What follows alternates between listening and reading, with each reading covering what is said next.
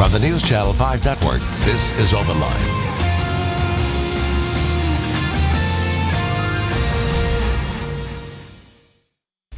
Hello everyone, welcome to OpenLine. I'm Ben Hall. Good show tonight. We are talking about one of the major issues before the Tennessee General Assembly. We're talking about the gas tax. Will it pass? What is in it? What are some alternatives?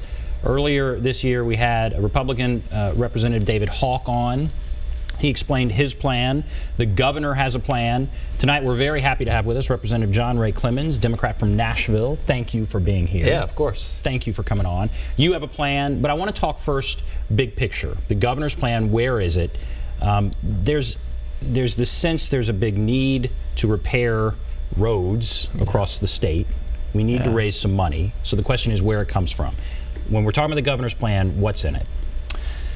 So there's a whole bucket list of items that are in the governor's plan. Right now we have, as you know, most people are familiar with this $10 billion plus pothole, so to speak.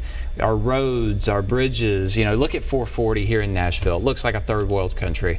Those types of issues, our current existing transportation infrastructure system is starting to fall apart. We all know that. The $10 billion plus pothole is what we're trying to address with this plan. But what I'm also trying to address is Nashville and the greater Nashville region's need for a really forward-thinking, comprehensive mass transit plan. Now, what the governor's plan does addresses mostly that $10 billion pothole. It doesn't do very much to address our region's specific needs. It touches on them a little bit, but doesn't go all the way.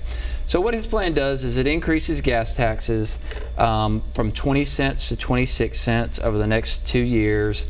It deletes the local option gas tax that's currently on the books. It increases motor vehicle registration fees, depending on the class, from $5 to $20.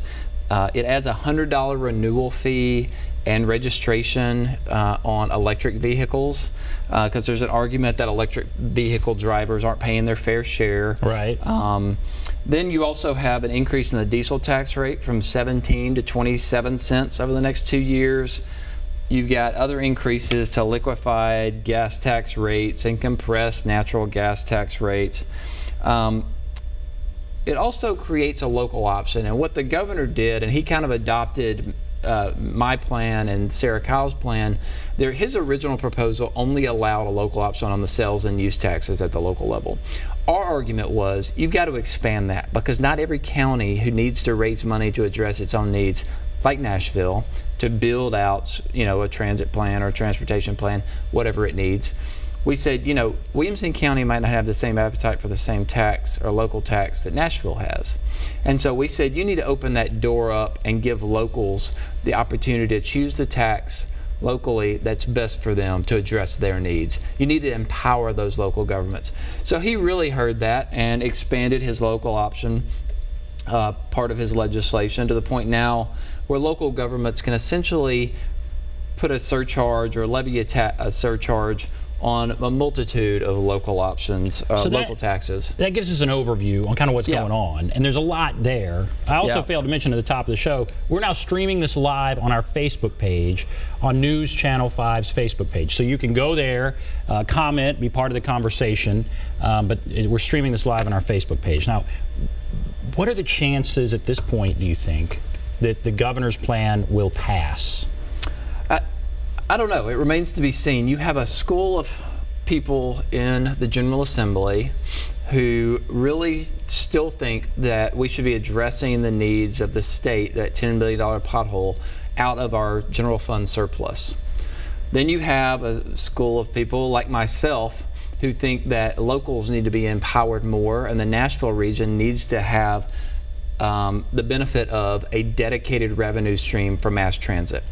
And then you have people who are kind of in the middle. They're afraid to vote for a tax increase of any kind, but they know there's a need and recognize the need. And then, you know, you have some of us who are concerned about these massive tax cuts that have nothing to do with transportation that the governor's tucked in here, like the F&E tax cuts that are over $200 million against the state's general fund and some of these things. So there are some good things in this bill, but people are really all over the map. Now, the good news is, for people who support the governor's proposal as it currently stands, or has been amended, it has made its way out of the House Transportation Committee. It won an important vote, right? It won a couple of important votes. It's made its way out of the Transportation Committee, out of the Local Government Committee, and now it's on to Finance. And Finance is where they're really going to take a closer look at the nuts and bolts of the impact on the general fund, the impact on the highway fund, because as you know, in the state of Tennessee, our budget is pretty much bifurcated. So you have transportation fund and you have the general fund, and there's a very fine line between them, and you don't really cross over or take one from rob Peter to pay Paul. Right. All right, a ton of comments already on our Facebook page. Right. Some of them along the lines we have. What is that? Keith Whitmore, no more taxes. And then another person down here saying, how can this bill exactly help us?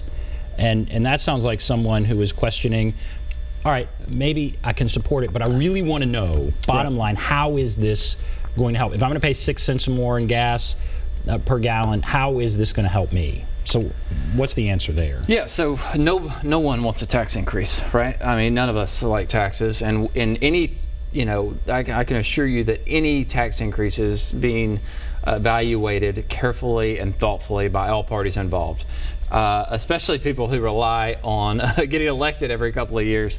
But what it's ultimately going to do is as it stands, it will allow us to address the serious infrastructure problem that we have across the state. Like I said, 440 is a perfect example. It's got to be resurfaced. That's a $53 million project. That money doesn't fall out of the sky. It's not, going to be just handed to us by the federal government. We get matching funds from federal government, but we have to step up to the plate and pay for the projects that need to get done. Now, if you're sitting in Nashville and you want to be able to, take light rail across town, how's this bill going to help you as it's currently drafted? My argument is not enough. Now, we can start working towards this forward-thinking comprehensive plan, like the in-motion plan that's been put out there. But I think, and I had an alternative proposal that included some dedicated revenue streams, or created a dedicated revenue stream to help us get there quicker. So depending on what part of the state you're in, what your transportation system looks like, it's going to help you in varying ways. There are two lists. There's a new projects list and there's a backlog list. And so if your county, and I can guarantee you pretty much every county has projects on that list that will be addressed by this law if it's passed. And so here we have Lori Tross, put in a transit system. Nashville is growing and will continue to grow. I'm on 24 every day, Murfreesboro to Green Hills. It's ridiculous. The traffic would pay $1 tax a gallon not to sit in traffic. Amen. So. And you're saying this gasoline tax bill would impact that. So 440, yeah, we get calls about that all the time. It's a mess. People are sick of 440, right, looking so bad. But it also, are you saying it would address her problem, Lori Tross's problem there, about the traffic? No, I'm not guaranteeing that. Now, what it will do is put money in to potentially addressing the quality of the roadway, potentially widening it. But the real issue from Murfreesboro to Nashville, and God bless her, I don't know how she does it. I don't know how everyone who drives up 24 every morning does it. I couldn't do it. And it is a massive waste of time. It's a massive waste of resources. And it's a hit on our economy because those dollars and time could be spent elsewhere. What I'm asking for and really pushing for is really addressing that problem, is creating alternative forms of transportation from Murfreesboro to Nashville, from Hendersonville to Nashville, from Clarksville to Nashville, to help people move throughout the network in the larger region in a more efficient manner. I would love to have light rail. You know, I lived in New York City, lived in D.C., never had to have a car. Now, that's not always going to be the case here anytime soon, but we can start working towards that. And what we need to have is a dedicated revenue stream that is created with whatever legislation we pass that will allow local governments to begin building those types of forward-thinking systems.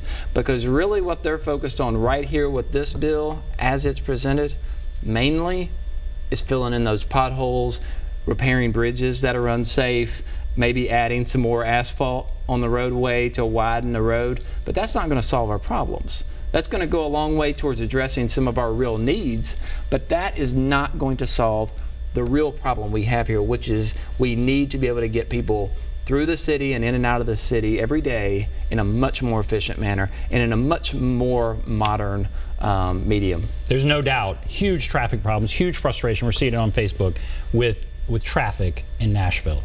But then you go to the legislature, that's a big city problem. The legislature, there's rural, big city. And so I'm wondering how much appetite is there to vote for something to help not everybody, just the big cities. How much appetite is there? Can something like this that Nashville says it needs get passed by a legislature that has a lot of rural representatives there? Well, the short answer is yes, because every county will benefit from this. You know, every county, like I said, has road projects that these representatives, they need to get done. They need to be able to get people in their rural communities or their cities and towns connected. They need to be improved.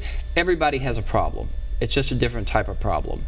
In Nashville, we just happen to have both problems. So we have to have the roads and the bridges, but we also have this need for a comprehensive mass transit system. And so there is a value to the legislation and to taking this plunge and raising these taxes for everyone in the legislature. And what also needs to be pointed out is, slowly but surely, I'm convincing my colleagues who might not want to admit it, the tremendous economic impact that the city of Nashville has on the entire state.